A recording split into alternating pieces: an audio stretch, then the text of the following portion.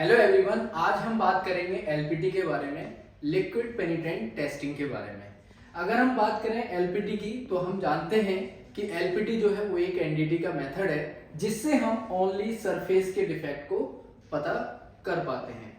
अब हम किस केस में एलपीटी करते हैं? देखिए, जब हमारा जो मटेरियल है उस पर डिफेक्ट या डिसकंटिन्यूटी बहुत बारीक है, जब हमारी आंखों से नहीं दिखाई देता या हम कह सकते हैं कि हमारी नेक डाई से दिखाई नहीं देता वो डिफेक्ट, तो उसकी विजिबिलिटी इंक्रीज करने के लिए हम एलपीटी करते हैं, लिक्विड पेनिट्रेंट टेस्टिंग करते हैं। इसको हम कुछ और नाम से भी जानते हैं, जैसे कि एलपीटी को हम एलपीआई के नाम से भी जानते हैं, लिक्विड पेनिट्रेंट इंस्पेक्शन, पीटी के भी नाम से जानते हैं, पेनिट्रेंट टेस्टिंग, और हम डीपीटी के भी नाम से जानते हैं, जिसको हम बोलते हैं डाई पेनिट्रेंट टेस्टिंग। डाई एक्चुअल में हम इसलिए बोलते हैं क्योंकि ये जो टेस्टिंग हमारी होने वाली है वो केमिकल के थ्रू होती है, जिसमें क्या होता है, एक कलर होता है, तो इसलिए हम इसको डाई पेनिट्रेंट टेस्टिंग भी बोलते हैं।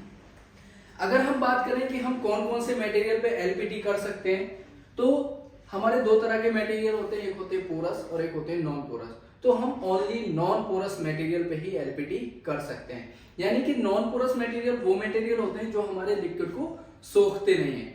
पोरस की अगर बात करें तो पोरस मटेरियल जैसे समझ में आ रहा है, इसका मतलब उसमें पोर्स है, पोर्स का मतलब छिद्र है, तो जब हम लिक्विड उस पर अप्लाई करेंगे तो क्या होगा, वो मटेरियल हमारे लिक्विड को सोख लेता है, तो उस पर हम एलपीटी नहीं कर सकते, ओनली नॉन पोरस मटेरियल पे ही एलपीटी कर सकते हैं।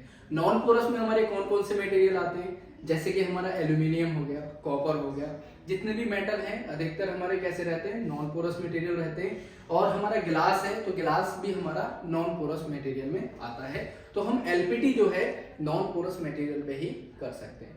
अब जैसे थोड़ा सा पोरस के बारे में भी समझ लेते हैं कि पोरस पे हम क्यों नहीं कर पाते हैं। जैसे फॉर एग्जाम्पल हमारा स्पंज है या फिर लकड़ी है या कंक्रीट है, ये सब मटेरियल हमारे पोरस होते हैं। अगर हम कंक्रीट पे लिक्विड डालेंगे तो कुछ समय के बाद हमारा जो लिक्विड है वो सोख लेगा जो हमारा मटेरियल है उसको, ठीक है। तो हम पोरस मटेरियल पे नहीं कर सकते, ओनली नॉन पोरस मटेरियल पे ही कर पाते हैं, ठीक है। अब इसमें बात करते हैं कि ये जो हमारी टेस्टिंग है, जो एलपीटी है, वो 3 केमिकल के थ्रू होती है। वो 3 केमिकल कौन कौन से होते हैं? पहला होता है हमारा क्लीनर, दूसरा होता है हमारा पेनिट्रेंट, तीसरा होता है डेवलपर। ये 3 केमिकल होते हैं, क्लीनर, पेनिट्रेंट एंड डेवलपर। साथ में हमारे पास में एक कॉटन होता है जो कि लिंट फ्री होना चाहिए। लिंट फ्री का मतलब होता है उसमें से रेसे वगैरह ना निकलते हो, धागे वगैरह ना निकलते हो, क्योंकि अभी हम जब इसका प्रोसेस समझेंगे, ठीक है, हम प्रोसेस पे आते हैं। जैसे इसका जो प्रोसेस है, जब हम एलपीटी करते हैं, अगर हमें टेस्टिंग करनी है तो उसका कुछ प्रोसेस होता है, उसकी कुछ स्टेप्स हैं, हमें उसको फॉलो करना रहता है। अगर हमारी एक भी स्टेप मिस हो जाएगी तो हमें फिर रिजल्ट नहीं मिलने वाला है, उस केस में हमारे फॉल्स इंडिकेशंस वगैरह आते हैं।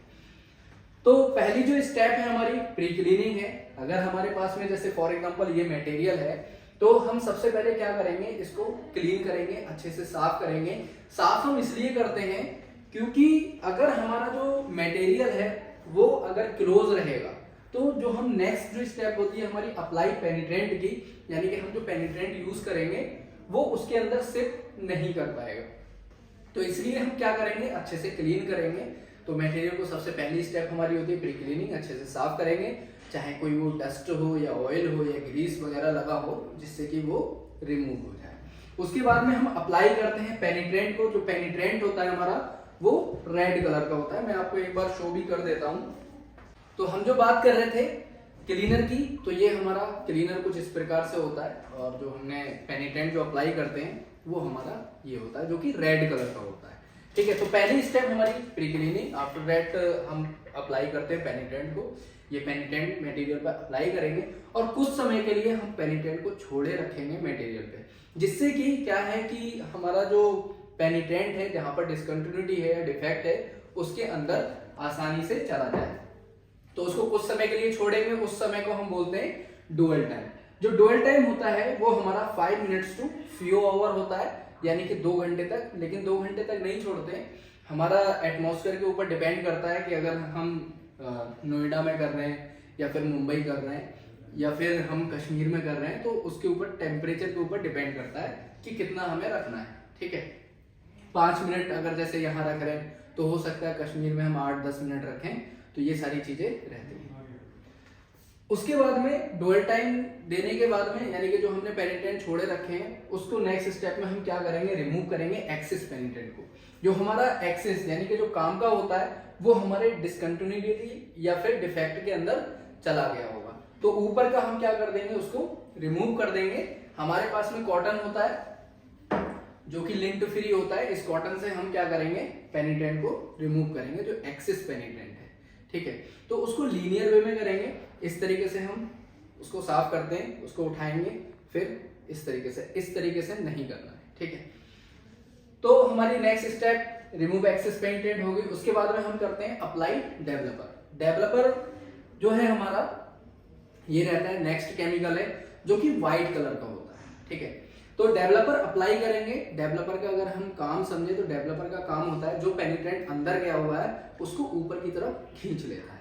ठीक है, तो डेवलपर अब ऐसा नहीं कि जैसे ही आपने अप्लाई किया तो तुरंत जो पेनिट्रेंट है वो खींच जाएगा, इसको भी हम कुछ समय के लिए छोड़ते हैं, जिसको हम बोलते हैं डेवलपिंग टाइम या फिर डेवलपिंग डुअल टाइम भी बोला जाता है, जो कि हमारा 2 मिनट से लेके 45 मिनट तक होता है। ठीक है, डेवलपिंग टाइम देने के बाद में हम क्या करेंगे, इंटरप्रिटेशन करेंगे। जब हम इंटरप्रिटेशन करेंगे तो हमें क्या मिलेंगे, इंडिकेशन मिलेंगे। जैसे कि यहाँ पर हमने ये बना रखा है, तो यहाँ पर क्या है, एक स्पॉट आपको दिखाई देगा।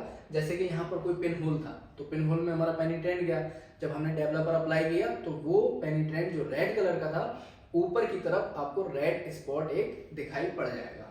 तो हम इंटरप्रिटेशन करेंगे, जैसे जैसे इंडिकेशन आएंगे हम उसकी रिपोर्ट बना लेंगे। नेक्स्ट स्टेप में हम क्या कर देते हैं, पोस्ट क्लीनिंग कर देते हैं।